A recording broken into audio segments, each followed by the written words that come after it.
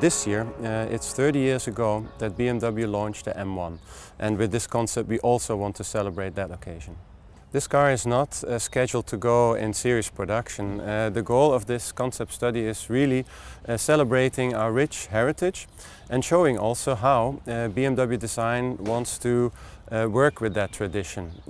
We love it, we want to celebrate it, but I think in the concept study you also see many elements that are modern and that can take us into the design future.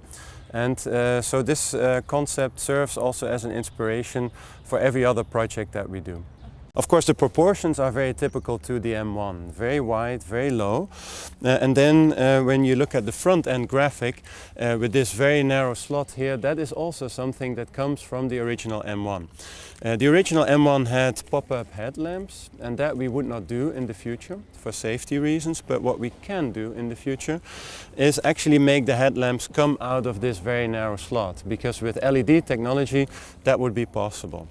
Another element that comes actually from the future are these blades, and the function would be an aerodynamic function.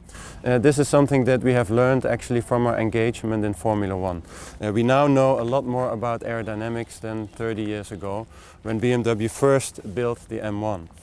In side view, of course, the proportions talk about speed. You see also sharp lines. Sharp lines belong to BMW design because they are an expression of engineering precision. The wheels, we believe, are interesting. They are a reference to the original M1. The M1 was really the first sports car with mainly closed wheel designs.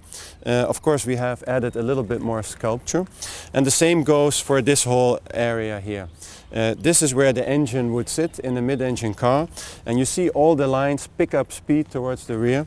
And then when we look at the rear view and of a mid-engine car, of course the rear view is important.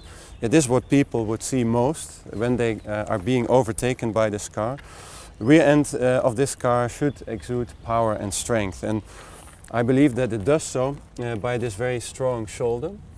Actually here in the rear you see also one element that we took from the original M1.